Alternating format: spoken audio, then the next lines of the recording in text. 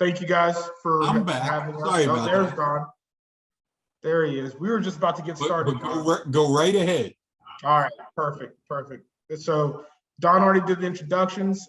Please feel free to ask questions as we go through the information here today regarding the standards. Feel free to jump in the chat as well if you want to ask the questions via chat, and I'll make sure to monitor that as well. So that being said, Ryan, take it away. Awesome. Stephanie, if you could just give me sharing rights, I'll. That's all right. There we go. All right, let me find this. And all right, so let me know if that looks good for everybody. Looks good to me. All right, perfect. So we'll go ahead and jump right in. So as Emmanuel said, and Don said, my name is Ryan Gardner. So I'm a technical client advisor, at Lenovo, working with Emmanuel. And I'm going to take you through, a few of the computers, a few of the devices that Lenovo has to offer. They're going to end up being, the standards that you guys have at University of Richmond. So that being said, we'll kind of dive right in here with a lovely eye chart of what we have new on the products that we introduced this year. So I'm not going to go through every single one of these. I don't want to give everyone a chance to get a free nap out of me by just reading off a slide all day, but I will highlight a couple of my favorite things and some of the unique things that I think stand out. So from a design perspective in 2021, we did implement a lot. Some of the new things though that really kind of have changed the game from our perspective is we've added a new option as far as the chassis itself goes, and the look and feel of the devices. So with some models, we do have a new storm gray aluminum chassis that you can use instead of the traditional business black polycarbonate chassis that we have in the past. So if you are looking for something maybe a little bit sleeker, a little bit more stylish, potentially, whatever fits your taste more, we do have that aluminum chassis as an option. And we've also improved the screen to body ratio on a number of devices as well. So now instead of a 16:10 or a 16:9 aspect ratio display, we have moved it to a 16:10, which basically means, for you guys, you'll end up having, a bigger screen with smaller bezels in the same form factor. So it's pretty much something that everyone can get behind and everyone can enjoy at this point. From a user experience perspective, we do take into consideration a lot of what our customers tell us as to what they like, what they want, what they don't see yet, and we try to incorporate that into future projects. So in 2021, we did incorporate a number of different things. Some of the biggest things are, first and foremost, obviously, is larger, higher density batteries to get longer battery life out of devices. So that's going to be paired up very nicely with the new chipsets from Intel and AMD, which do have better power management, better battery life inherently as well. We've also improved our trackpads and made them a little bit wider, save a little bit more real estate to work with on the trackpad itself. And then we've also done things like shifting our fingerprint reader from the little square down above the ThinkPad logo by the trackpad up to it now being integrated in the power button on some devices, and also putting in low blue light panel options for the displays themselves. So instead of having to do a software fix for low blue light, now we do have a hardware option where you can go in and have that selected, and that way at the end of the day, it's a lot less strain on the eyes since we're all in front of computers probably 8, 9, 10 hours a day at this point, it feels like. So it's a little bit better at the end of the day that way, a little bit easier to go to sleep. And then from a technology and performance perspective, we do see a lot of these updates coming hand in hand with our partnerships at Intel and AMD and their new chips. So from an Intel perspective, that's going to be the 11th Gen Tiger Lake CPUs that are in our 2021 models. So with that, you do get things like HDMI 2.0, you get Thunderbolt 4 connectivity, which will pair up nicely with new Thunderbolt 4 docks and accessories that are coming out in the market. And then you'll also get PCIe Gen 4, which allows for PCI 4 based SSDs. So you get faster speed, faster read writes out of the SSDs on top of everything. And then, from an AMD perspective, with AMD being in the market now, they are offering stiff competition to Intel, which is always nice. Competition never hurts. And so that's helping bolster the industry and bolster the innovation on both fronts. And so, we're seeing a lot of that coming forth with the new chipsets year over year. Something else that we've actually implemented on some devices too is the addition of full HD cameras. So instead of a 720p camera, we do have options for 1080p IR cameras as well. So we can all look even better when we are all on the Zoom and Teams videos that we tend to spend most of our days on at this point. And then we've also implemented some new wireless features and changes in 2021. So 5G is, spreading across the world like wildfire at this point. So 5G connectivity for WWAN is going to be an option in a number of the different lines, namely the X series and some of the Ts. And then of course we'll still have 4G LTE for that cellular connectivity as well, if you do need that on some different models. And then last but not least is our security piece. So ThinkShield is the umbrella of our security portfolio. And some of the big pieces of that, which you'll see on some of these slides coming up, are, both hardware-based security as well as some of our partnerships in the security industry, like Absolute Software and SentinelOne for endpoint production and endpoint detection and response. It's basically your antivirus.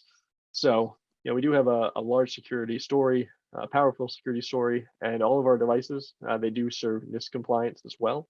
So if there's ever a need for, data security and things like that, and, securely erasing and deleting material off of hard drives and wiping them out for safety's sake, we are compliant with NIST on that front.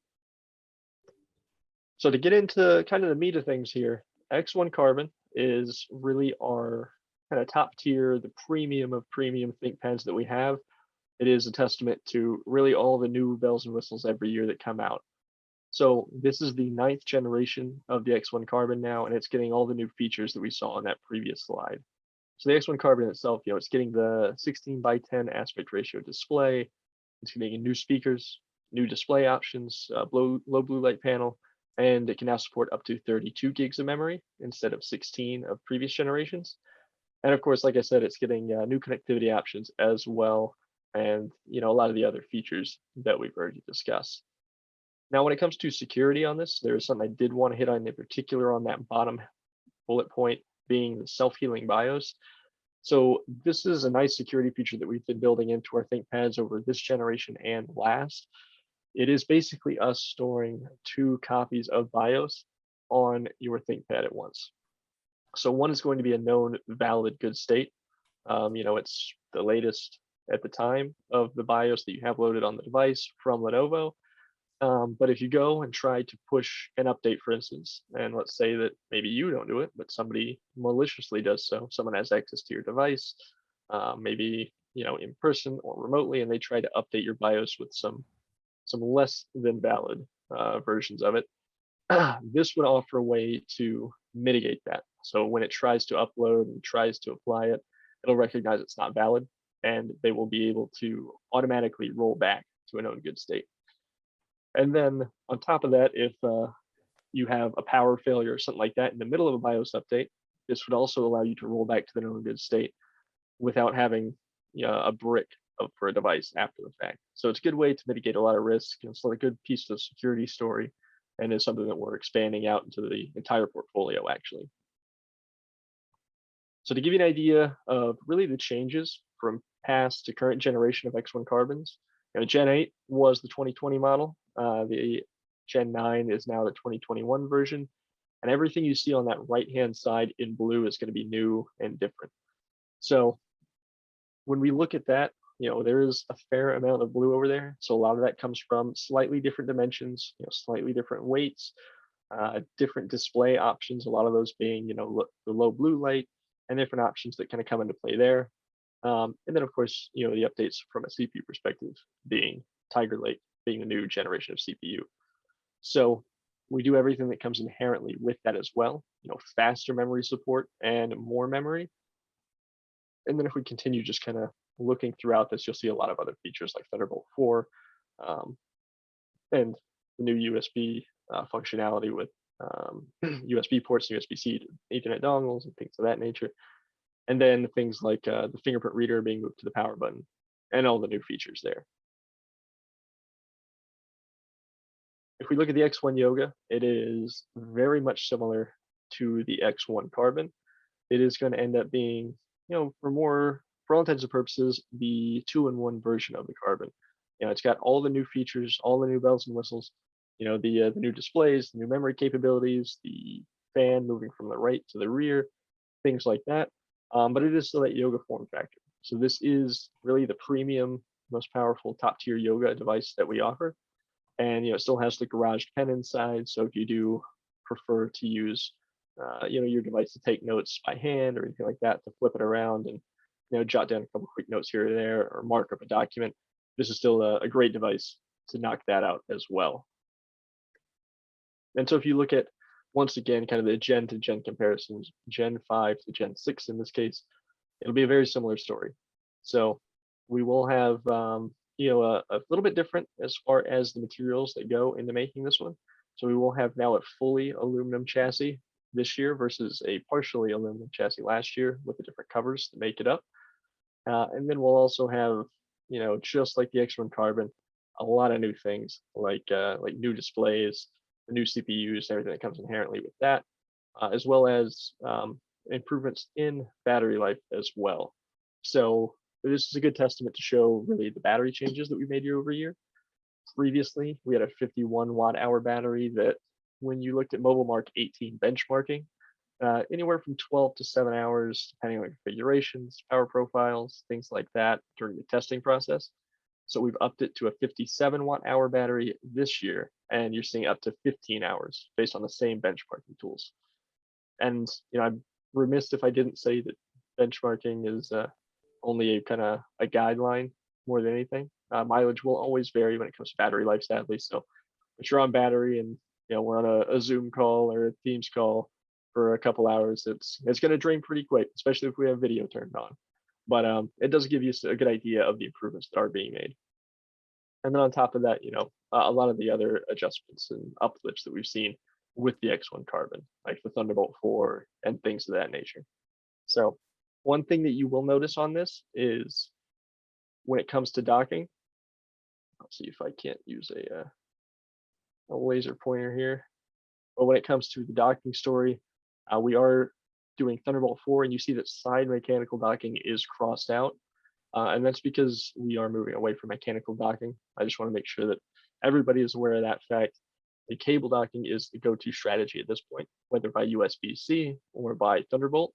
And that is the preferred way to go forward, with some new docks coming out in the next couple of months that are actually remote manageable. So some interesting things coming up from a docking station perspective as well.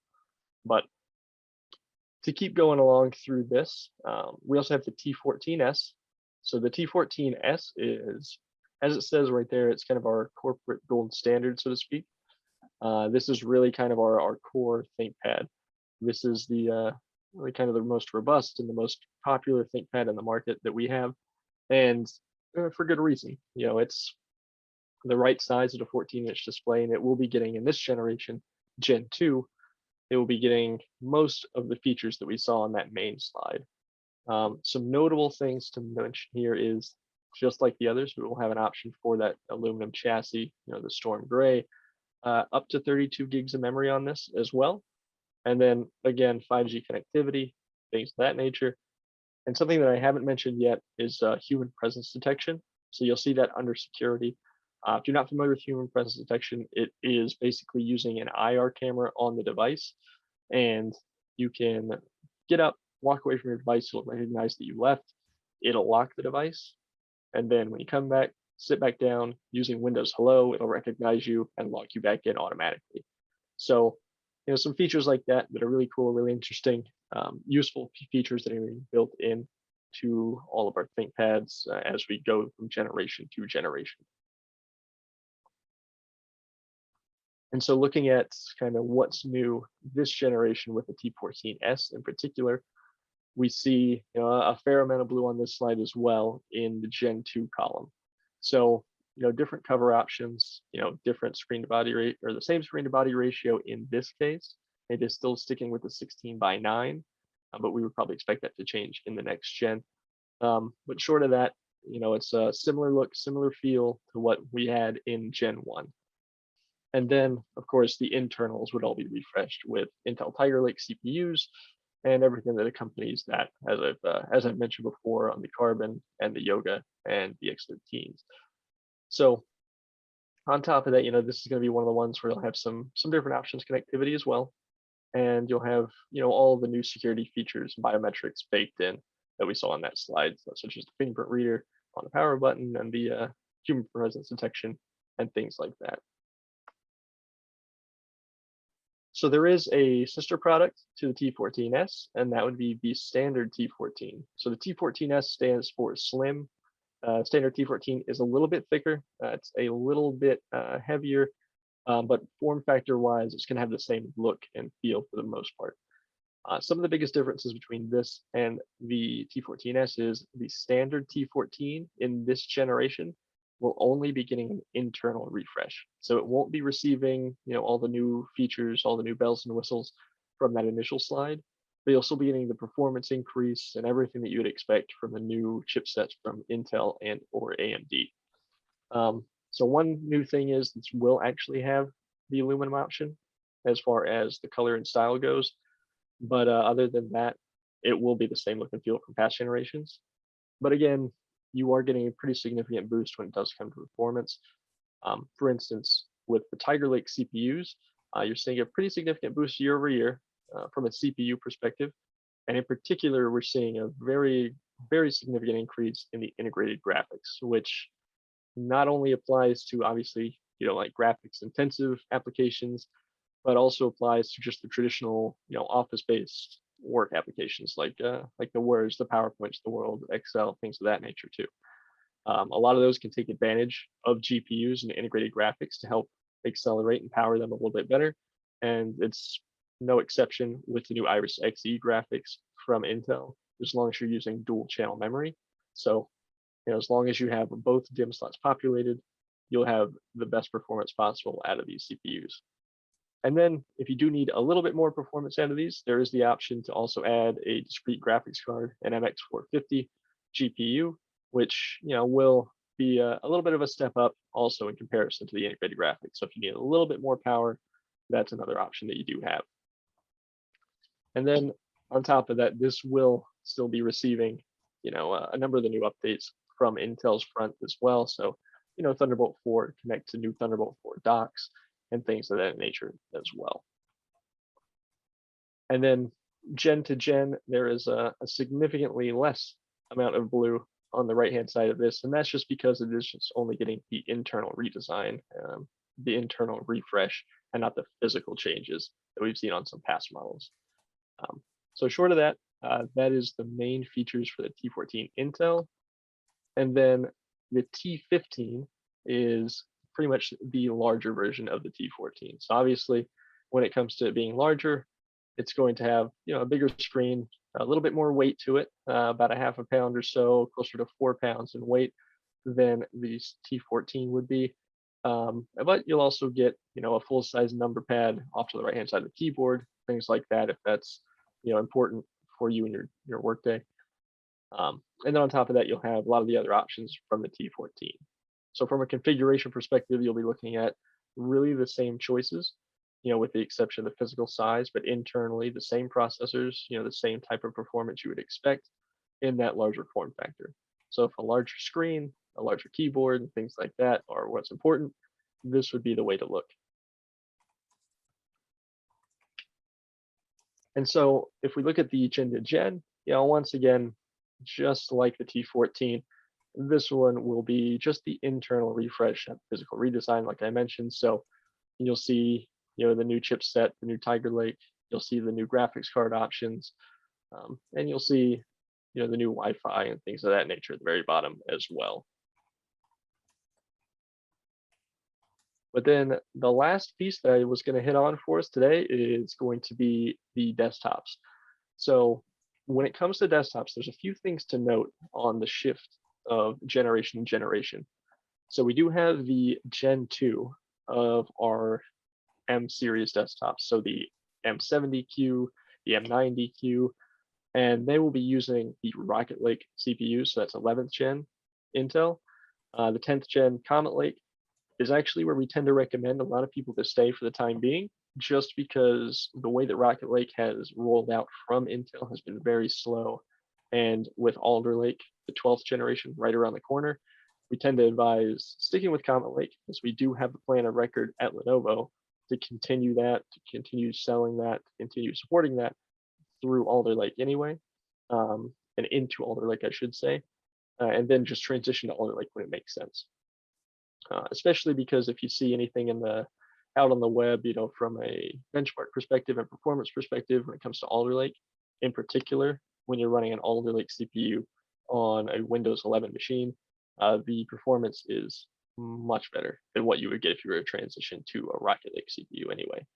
So it's more of a trade-off at the moment, but it makes a lot of sense from a supply perspective relative to Rocket Lake.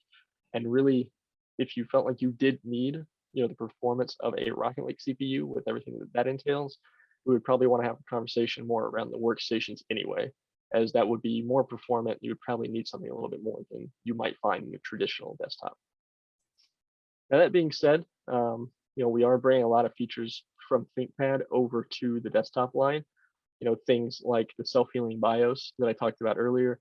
That is something that has been brought over last generation, actually, in the Gen 1 for the M90 series desktops. That is now coming over to the rest of the desktops in Gen 2 and Gen 3 of the next year. So you'll see that capability built into our desktops, as well as more of the ThinkShield portfolio being applicable to the desktop series also. And then just to give you an idea of the second generation of some of these desktops, if it still is something that you're looking for versus the Gen 1, that's going to be more or less the same features, same functionality, same look and feel. You'll still have the full-size USB ports, you'll have the USB-C, and you'll still have the DisplayPort and HDMI port native for video out. And you'll still have the option ports as well if you needed extra video out or extra USB ports or anything of that nature. So there still is a lot of flexibility, a lot of connectivity options when it comes to the tiny form factor in particular.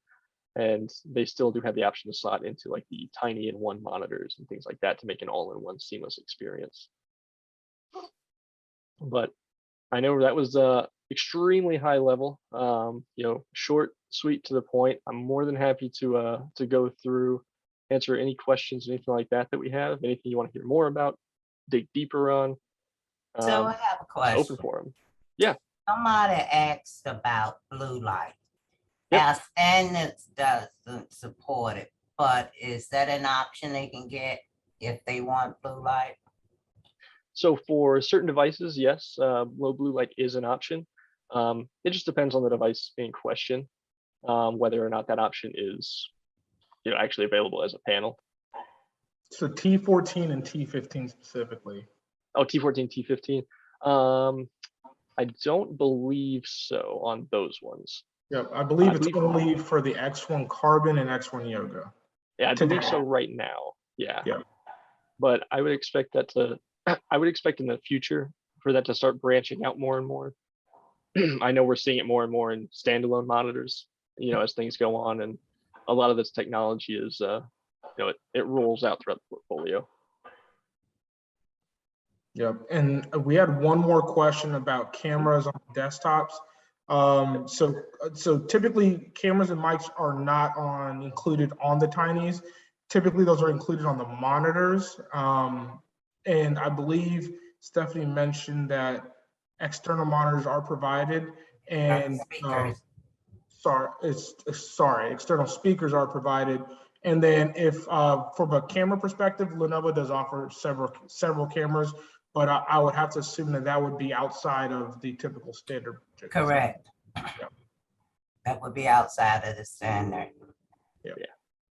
But we can talk about it and get you anything you need. Yep.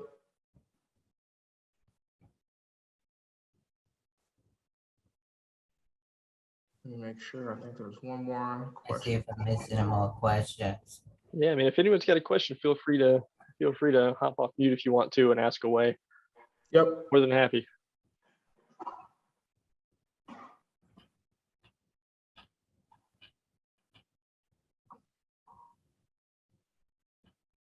And Blake did point out that productivity was incorrectly spelled on your last slide.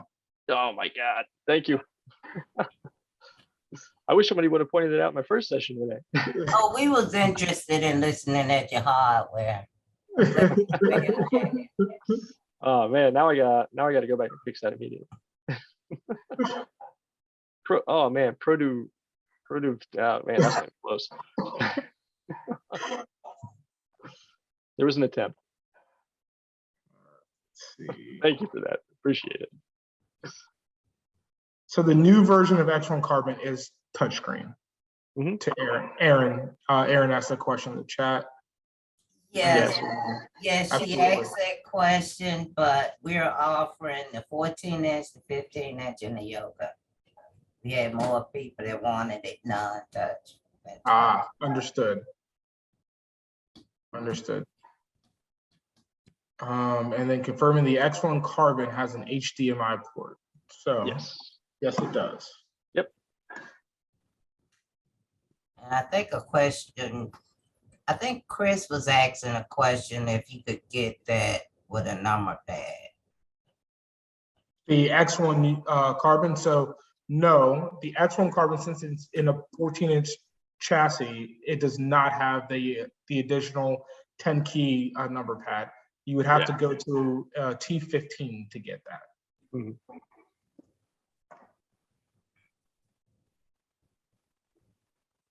Anybody got any more questions?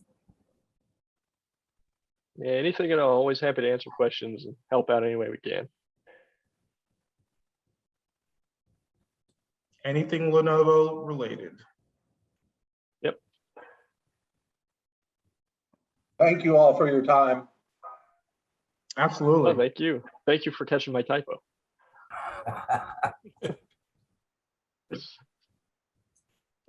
Okay, I guess if we don't have any more questions, we can give everybody the afternoons back.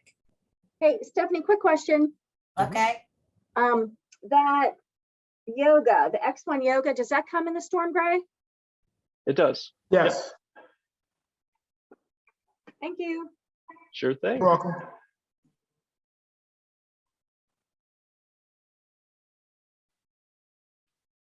And we can send this out to everybody as well, or we'll send it to Stephanie and she can send it out to the team so you guys can have the information. but the To reference. PowerPoint, Yes. Anya sent it to me this morning. Perfect. I Well just done, hadn't Ryan. had a chance to get it out. It'll be tomorrow probably.